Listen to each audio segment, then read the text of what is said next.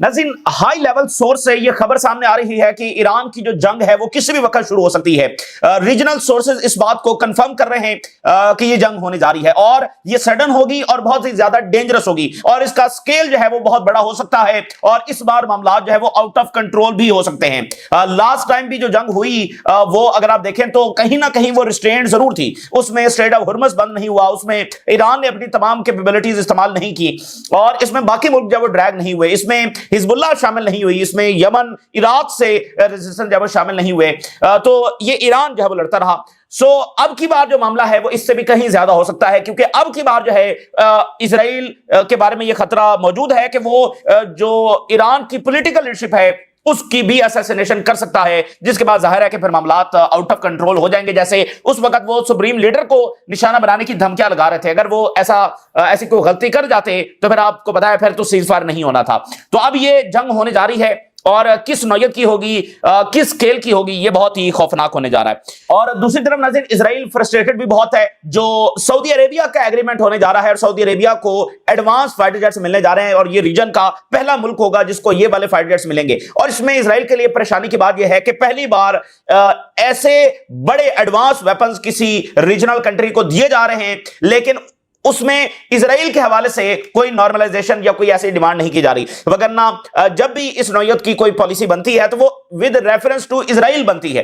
पहली बार ऐसा हो रहा है कि वो अपने सबसे बेहतरीन वेपन्स भी देने जा रहे हैं लेकिन इजराइल के हवाले से कोई शर्त भी नहीं रख रहे हैं। यानी अमेरिका चाहता जरूर है लेकिन सऊदी अरेबिया इसके लिए जब तैयार नहीं है। सऊदी अरेबिया की जानिब से ही बिल्कुल क्लियर कर दिया गया है कि वो इन हालात के अंदर इजराइल के साथ बिल्कुल नॉर्मलाइजेशन जब वो नहीं कर सकता है। फलस्तीनी रियासत के बगैर सऊदी अरेबिया के लिए पॉसिबल नहीं है ये नॉर्मलाइजेशन करना। तो एक्चुअली जो एम्पायर है खुद उसके लिए बहुत बड़े क्राइसिस इस वक्त दुनिया में खड़े हो गए हैं। मिसाल के तौर पर आप देखिए आज चाइना ने क्या झटका दिया है।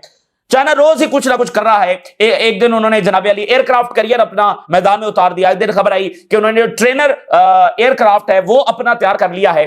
तो रोज ही वो कुछ ना कुछ जब झटका दे रहे हैं। आज आप जरा अंदाजा करें क्या झटका उन्होंने दिया है। आज चाइना ने नई वीजा पॉलिसी जो है वो लॉन्च कर दी है। ये एक बहुत बड़ी तब्दीली है और ये आप कह लें कि अमेरिका और वेस्ट का जो एक पिलर है उसको हिला देने वाली बात है। और चाइना ने नई वीजा पॉलिसी लॉन्च की है जिसमें जो साइंटिस्ट हैं जो अमेरिका में काम कर रहे हैं, जो यूरोप में काम कर रहे हैं एंड अराउंड द वर्ल्ड, उनको अब वो इनवाइट कर रहे हैं और वेलकम कर रहे हैं और उनके लिए आसानियां कर रहे हैं कि वो वहां पर आकर काम करें। इवन उसके अंदर इंडियन साइंटिस्ट भी हैं।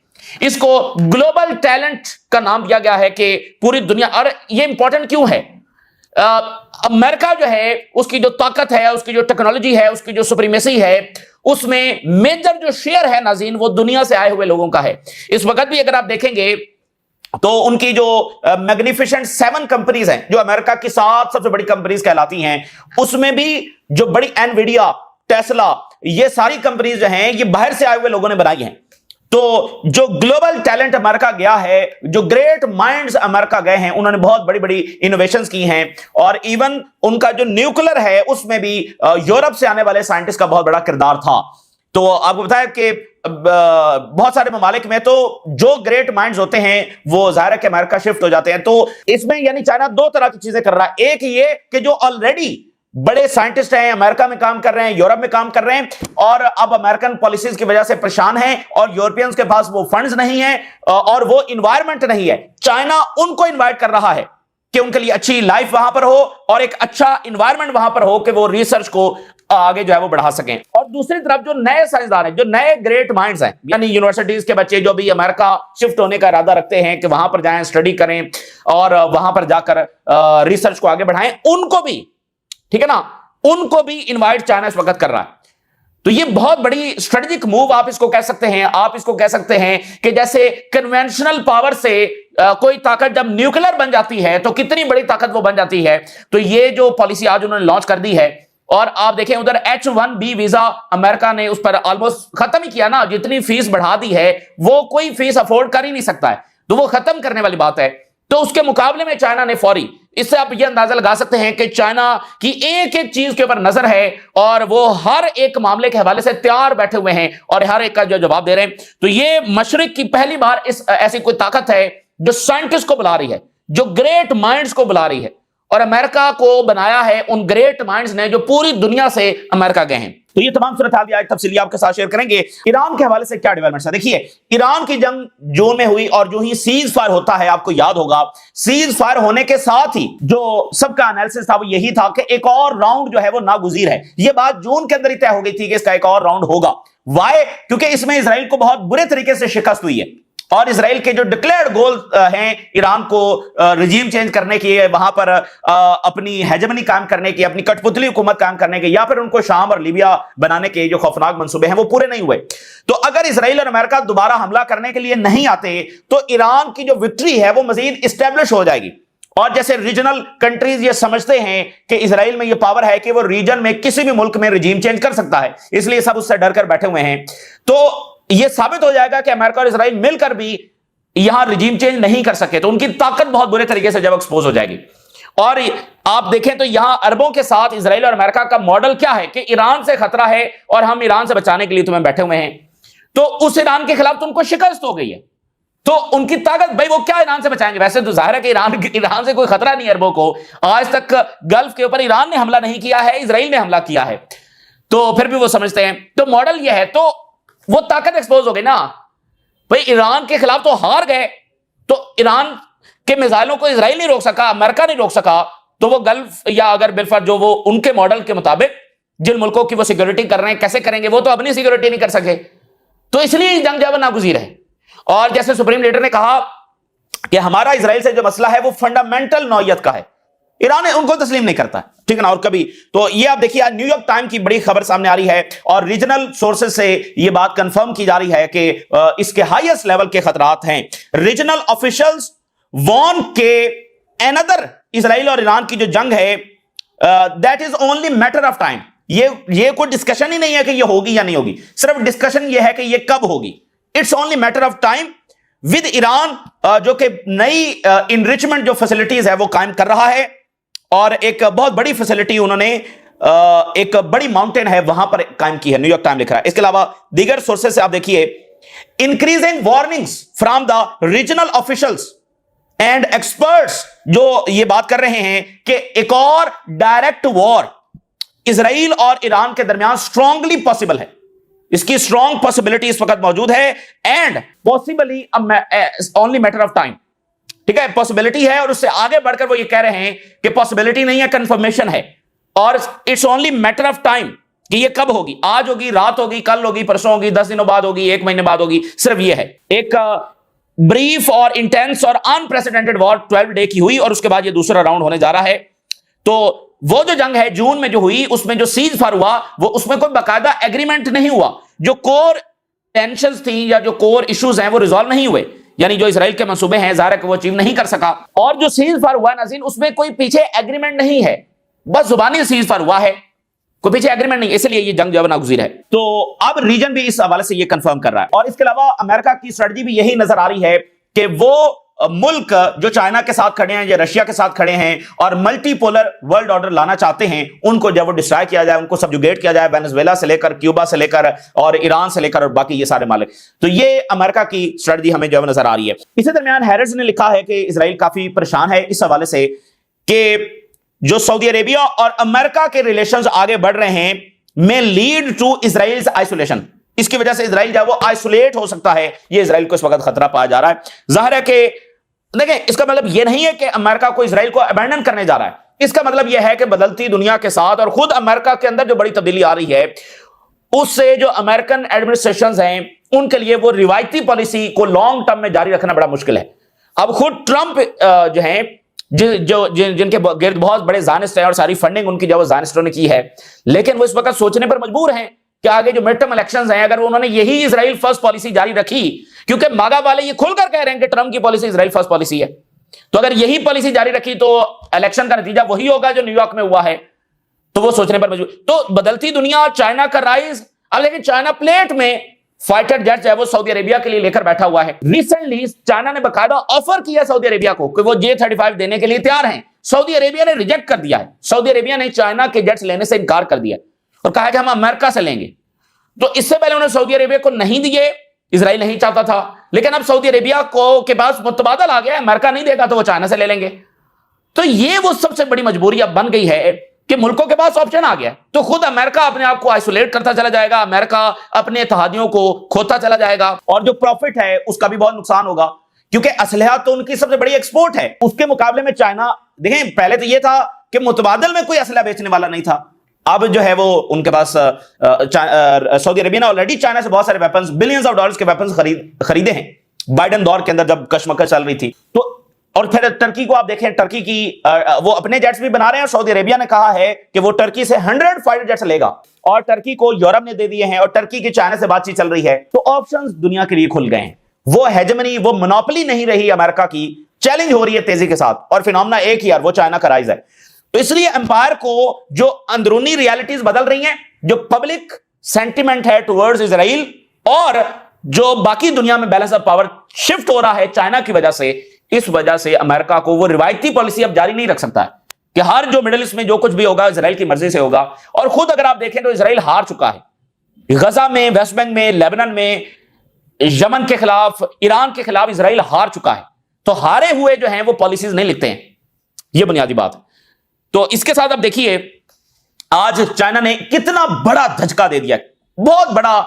ये बिल्कुल ऐसे ही है कि जैसे एक कन्वेंशनल पावर एक न्यूक्लियर पावर बन जाए तो वो कितना बड़ा ताकत का शिफ्ट होता है, तो ये भी एक ऐसा शिफ्ट हुआ है। एसोसिएटेड प्रेस, चाइना ने H1B वीजा की तरह का एक वीजा लॉन्च कर दिया है to attract the foreign tech workers, IT professionals हैं, साइंटिस्ट हैं, जो ग्रेट माइंड्स हैं। ये यानी कि आप देखें एक पिलर है जो वेस्टर्न हेजेमनी है, जो अमेरिकन हेजेमनी है, जो उनकी टेक्नोलॉजिकल सुपीरियरिटी है, जो उनकी ये सारी बर्तरी उनकी हासिल उनको रही है, जो उनकी डोमिनेंस रही है, उसमें बाहर के लोगों का हाथ है, बाहर से आए हुए ग्रेट माइंड्स का हाथ है।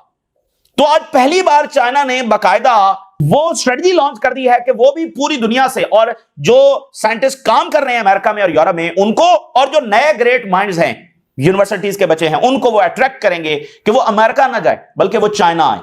और खुद अमेरिका की जो पॉलिसीज हैं वो इतनी सख्त हो गई हैं कि वहां पर जाना मुश्किल भी हो रहा है। तो इस चीज का फायदा उठाते हुए चाइना ने ये बहुत बड़ी पॉलिसी लॉन्च कर दी है।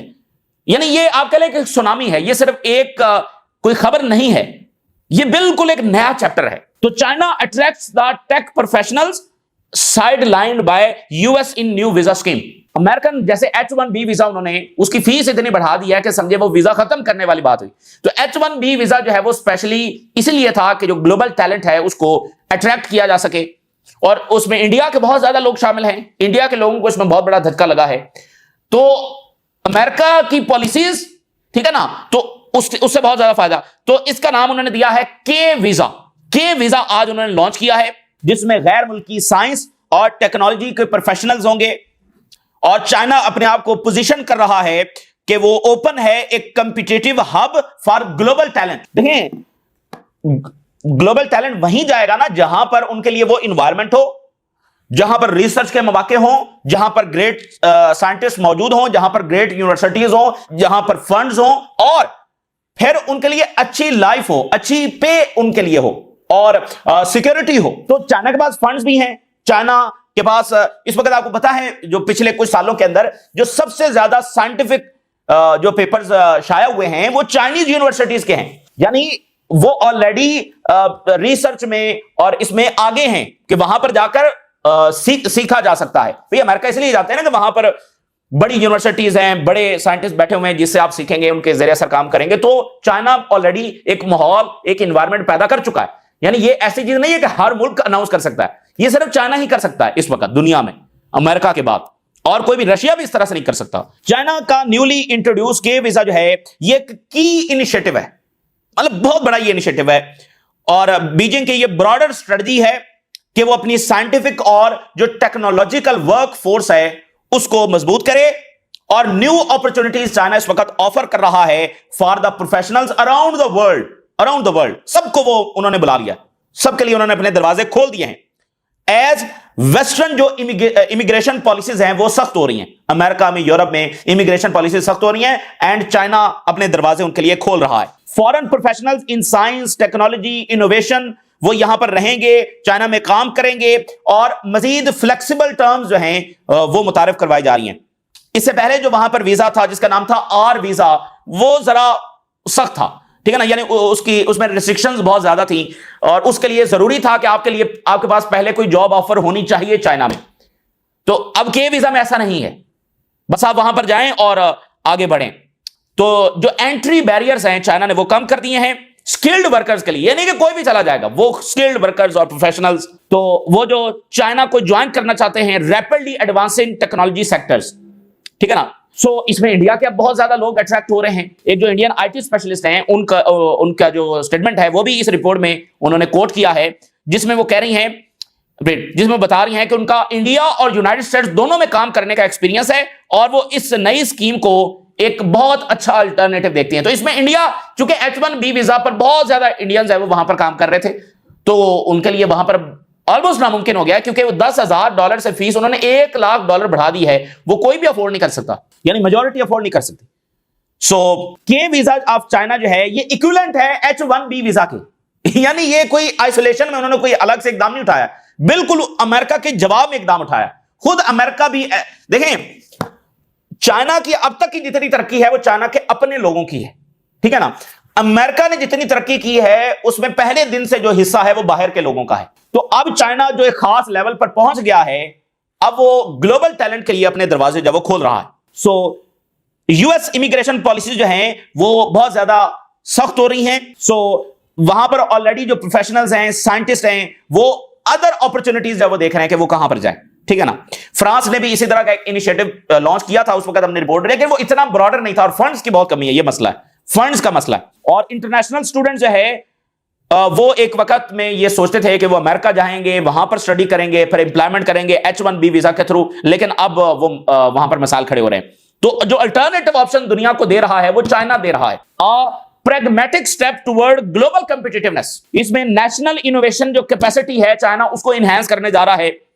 चाइना अपने आप को एस्टैब्लिश करने जा रहा है कि global leadership in advance technologies, ठीक है ना, कि उसका लीडरशिप का रोल हो एडवांस टेक्नोलॉजीज के अंदर। बड़े माइंड्स वहां पर जनाब अली बैठे हुए हैं। एक्सटेंसिव सपोर्ट दी जा रही है रिसर्च और एक्सपेरिमेंट्स और developments in artificial intelligence, robotics and semiconductors, और चाइना इसको एक स्ट्रेटेजिक ओपनिंग के तौर पर देख रहा है। और स्पेशली जब अमेरिका जो है वो वीजा के ऊपर क्रैकडाउन कर रहा है, इमिग्रेशन के ऊपर क्रैकडाउन कर रहा है, तो चाइना उनको इनवाइट कर रहा है। देखिए मसला कहां पर हुआ है, मसला ये हुआ है, देखें जब इलोन मस्क ने इलेक्शन के फौरी बाद मुखालफत की थी कि सारी इमिग्रेशन को हम नहीं उस तरह से निकाल सकते हैं, तो वेस्ट के साथ मसला क्या हुआ है, उसमें इसराइल का बहुत बड़ा हाथ है। इसराइली जंगों की वजह से जो मिलियंस की तादाद में वहां पर इमिग्रेशन हुई है, इनलीगल इमिग्रेंट्स गए हैं, उससे वो बहुत ज्यादा उकता गई है उनकी सोसाइटी। तो चाइना में तो एक मैकेनिज्म के थ्रू लोग जा रहे हैं ना, और इससे पहले भी अमेरिका में मतलब मैकेनिज्म के थ्रू, तो ये जो इलीगल इमिग्रेशन आए हैं इससे वैसे उनकी सोसाइटी उकता गई है। तो ये बुनियादी उनके साथ मसला हुआ है। अब वो जनाब सब के ऊपर क्रैकडाउन कर रहे हैं।